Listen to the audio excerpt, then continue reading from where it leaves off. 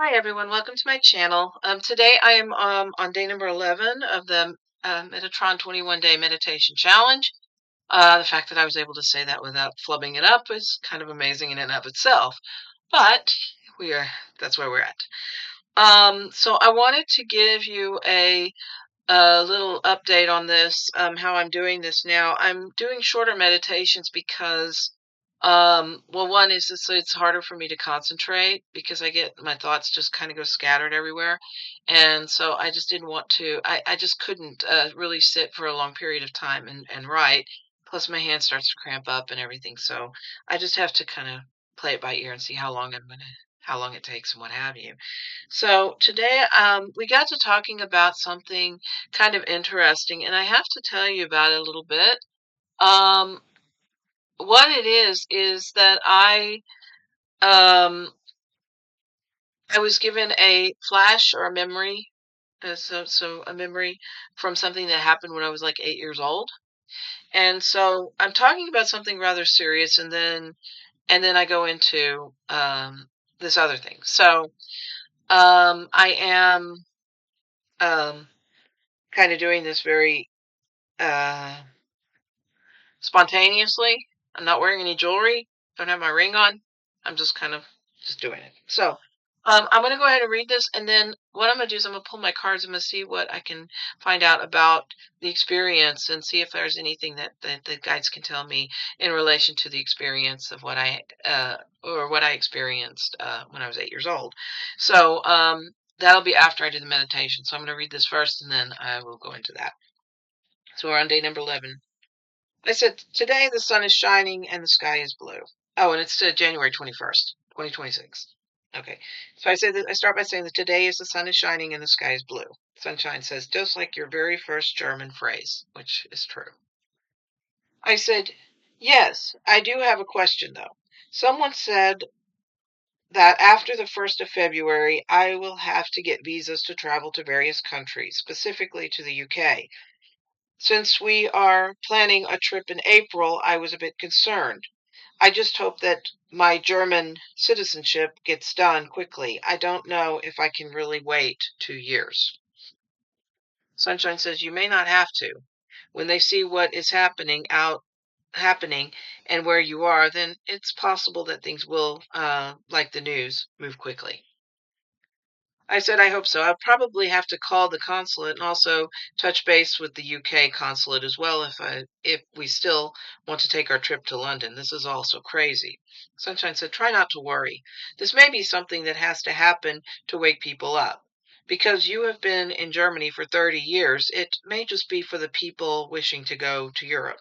I said, okay, um, I just checked online. It is the same as what we did last year. I suppose for people from the US, it could be an aggravation.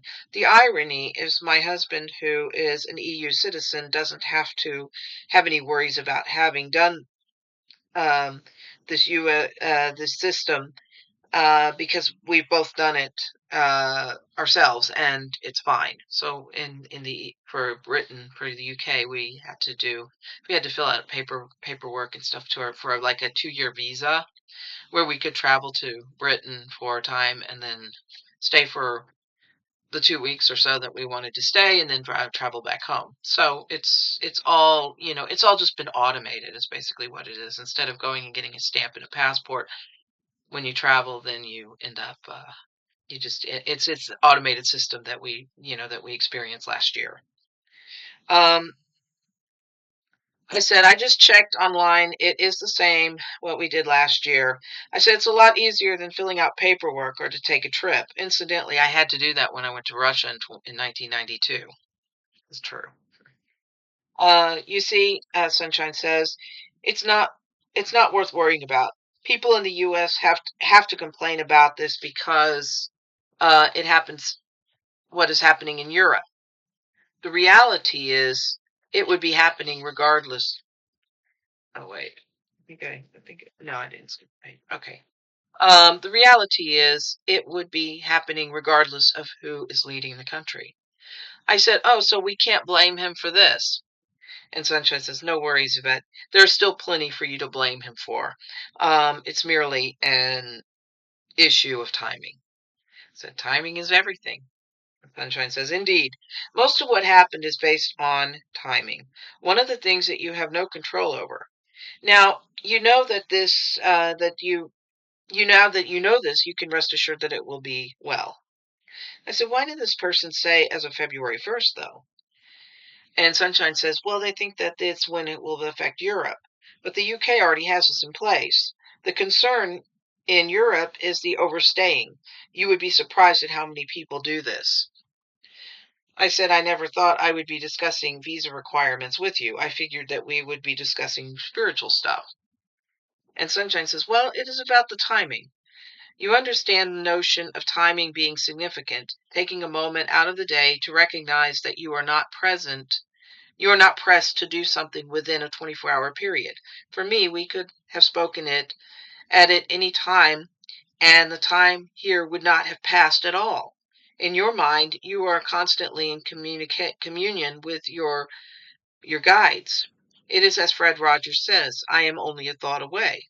That is how time is. It operates in a similar fashion as Narnia or any time travel show.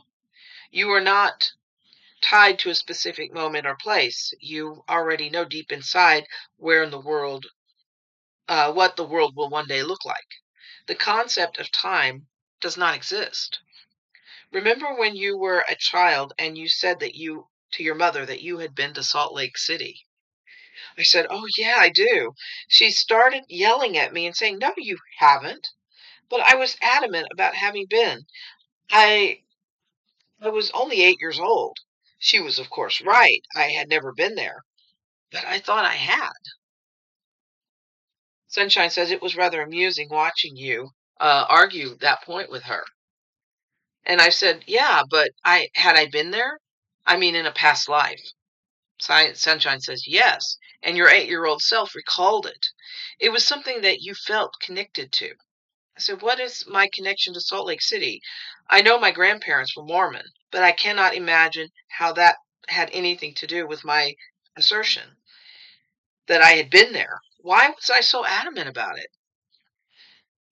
Sunshine says you had lived a previous life there. You had spent a bulk of that life there. Because you transitioned young, you still felt connected to that place.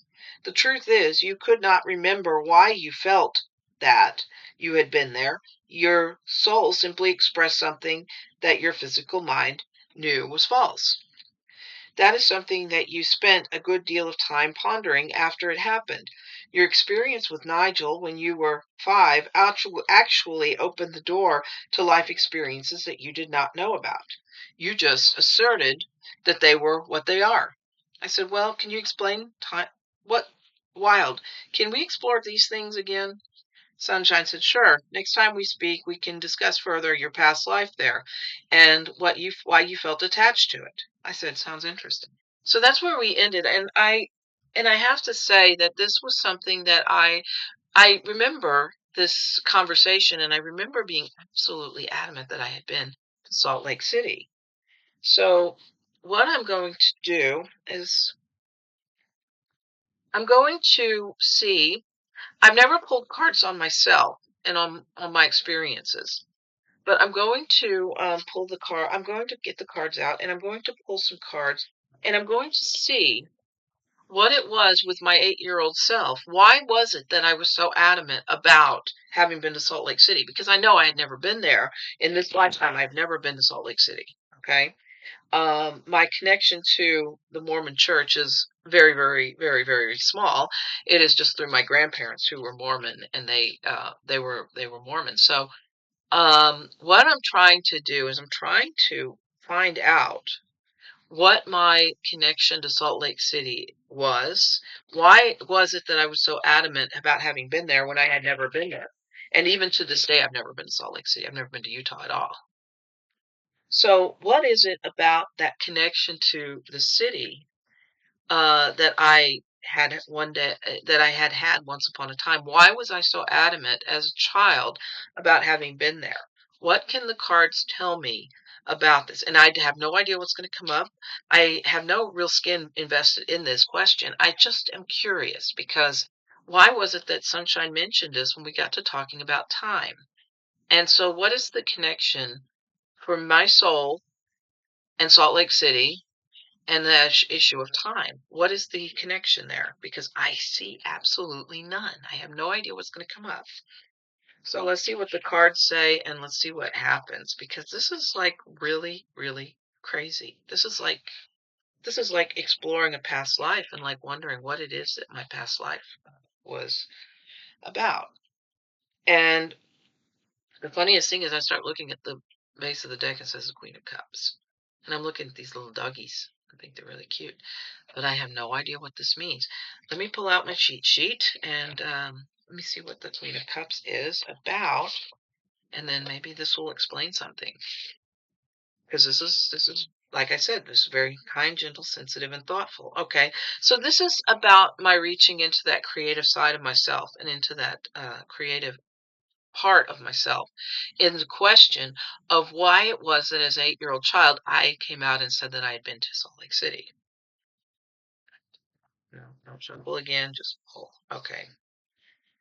So the first card that comes up is the Four of Cups, which is about being handed something but kind of ignoring it. I mean, kind of not, you have this person is seeing the cup being handed to them because their head is tilted in that way.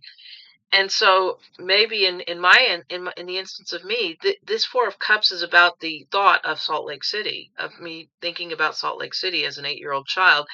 And then this is me sitting there and sort of expressing it, even though conscientiously I knew that it was not accurate, that I had never been there. So why was I so adamant that I had been there when I knew I hadn't? I mean, consciously I knew that I hadn't been there, but somehow my unconscious thoughts and ideas were saying, yes, you had, yes, you had, yes, you had. And I was very adamant about it. And when speaking to my mother and saying this, and she's like, no, you haven't, you've never been there. So that is probably the idea of me as an 8-year-old child being handed something and not really realizing that it was really a spiritual experience that I was having, or some kind of regression that I was having with regards to a past life or a past experience. And it's crossed with the Nine of Swords. Well, I didn't have really any sleepless nights about having said that, you know, but it did leave me thinking. And so this card could be, in essence, an idea of contemplation about something that is on your mind and something that you're thinking about, and not really understanding why you're thinking about it or why you're putting so much energy into it, but thinking, well, this is what happened, that I had this sort of, this thing came out, that I had been to a place that I hadn't been to in this lifetime. And so then later I was thinking about it and why did I say that, or what was the meaning behind why I said it. So it's like, I think that this is not really about not being able to sleep or worry about it, but it's just that it stays in your consciousness, that you actually you remember saying something about it and it not being really factual in this lifetime. The underarching energy is the Magician. Well, I think this is the spiritual reaching into my subconscious and telling me, yeah, you lived in Salt Lake City and this was a long time ago. And so I think this is the spiritual energy that's kind of reaching into my mind, sort of like this, and telling me that I had been somewhere when I knew consciously that I hadn't. But this is that spiritual energy that's coming into my consciousness and saying, yes, you've been there, yes, you've been there.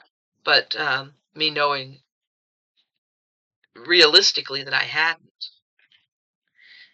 In the immediate past, we have the Page of Cups, and this is the youthful energy. This is this is the creative and the artistic, creative side of me. And I think that what it is that it's me basically saying, acknowledging that part of me that says yes, that I've been somewhere, that I've done something, and that I couldn't really explain why, but but it's that sort of that, I don't want to say immature, but this happened when I was 8.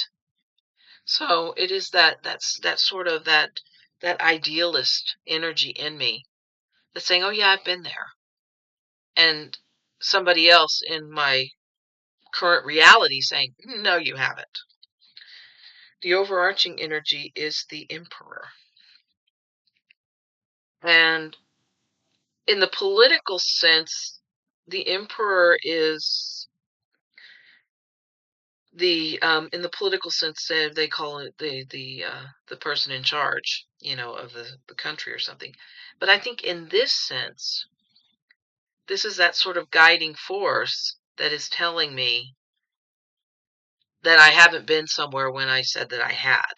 So I think overarching this is that idea that I had said as a child that I had been to a place, and yet this is the logic that's saying, no, you haven't. No, no, didn't happen. Nope, nope, nope. You're 8 years old. You haven't been to Salt Lake City. Okay. In the immediate future, we have the Two of Cups. This is discernment. This is me deciding. Um, I think that anything with a two, it's like that determination or deciding who am I going to listen to? Am I going to listen to the spiritual or am I going to listen to the physical? The physical being the mother, the physical being the reality that I am presently living in. Or am I going to delve deeper into that spiritual part where it tells me that I have been, or where unconsciously or subconsciously my spirit has been there, but my physical being hasn't been there. Internally, you have the Wheel of Fortune. Turn, turn, turn. In either way. I mean, it is a question of logic versus fantasy, or reality versus fantasy. It's sort of like the Narnia story. When we're talking about somebody as an 8-year-old child who said that they had been to a place, and then reality coming in and saying, oh no, you haven't. But you, as an 8-year-old child, you're sitting there and you're going, I am adamant, I have been there, I've done this. And that's how I felt at the time when I was 8 years old. That's how I felt. I was very, very adamant that I had been there, even though physically I knew that I hadn't. So it was very, very interesting. And where is it going to end up? Is it going to end up focused entirely on the reality, or is it going to be focused on the fantasy? Where in that do I fall into this specific? My guides are screaming, are not screaming, but they're telling me dichotomy, and I don't know if that's the actual right word for that, but at any rate, that's what they're telling me. So, um, but yeah, it's that when you have the choice, and then where does that choice land? So when you make certain choice, and where does it land in reference to this? Um, Externally is the Ace of Pentacles. This is how everybody sees you. It's like a beginning, and this is the young. And I'm drawn to all the animals in the card, because it's like there's a lot of like little different animals in the card. And so this is like the youthful idea, the youthful concept of me believing that I had been in this place in doing these things, which I hadn't, but it's my sort of that notion of naivety, of innocence, of being, of being in that, and being that 8-year-old child saying, I have done this, or I did do this, and not realizing that at the time that what I was actually remembering was a past life or a past experience from a earlier lifetime. Um, Hopes and fears, the Four of Cups, or Four of Wands, sorry, Four of Wands. This is like the happy, this is like the connection with the family, because you have the people inside this sort of house or the home. So whatever it is I decided is going to have an impact on how I'm viewed by the people within my immediate surroundings. So how my family reacts to what I said, or how my mother reacted to what I said, and how all of these things are kind of coming together. And it's like, did I have that experience or did I not? So it's just a question of whether or not this is if this is real. And so this is the hopes and fears are the hope, or that I will still maintain that connection, or that that synchronicity with my family, even when I said something that they consider to be completely ridiculous. And that's what this is. Final outcome, the Sun card. Whatever it is that happened when I was 8 years old, there is light coming into it. So regardless of what happens, there's a light that is going to express itself through it. And the more that I explore this, and I think that in future meditations I will be exploring this a little bit further, but the more that I explore this idea about what I said when I was 8 years old, the more I explore this, the more I'm going to become aware of what it was that had actually happened and where I was in that sense and why it was that I was so adamant about saying that I had been to a place that I hadn't been to. So that's what's going to happen, or that's what the outcome is going to be. This is going to be opening my eyes to what it is that I experienced back when I was 8 years old and why it was that I was so adamant about having been to a place that maybe I hadn't been to. So that's what I've got for you. Yeah, that is really interesting. I mean, it was just really interesting that and then I came up with the King of Pentacles. Man, this guy looks like he makes me think of a guy from the forest or something from, like from one of the characters from Narnia who is like really, very strong and stuff. And there's a lot of characters like that had like strength in them. And they were very strong and paternal in their way of dealing with things. So that's what I've got in that sense. But I've never pulled cards on myself. But I mean, this is on my past self, on what I was as a child. But I love the outcome card. I love that it was the sun. I love that it's going to shed light on something, and I can look forward to future meditations where I can explore this idea of why it was that I was so adamant about having been to a place that I know physically I have not visited. So that's what I've got. I hope you have a wonderful day. I will be back again tomorrow. And put these cards back in their little box here. Come on, there we go. So this is the Gilded Tarot Royale. I love this deck. I absolutely love it. I got it for Christmas and I love it. So anyway, thank you for watching, and I hope you have a wonderful day. I hope that you enjoyed the cards and the meditation, and we'll see what happens tomorrow. Take care, and as always, namaste.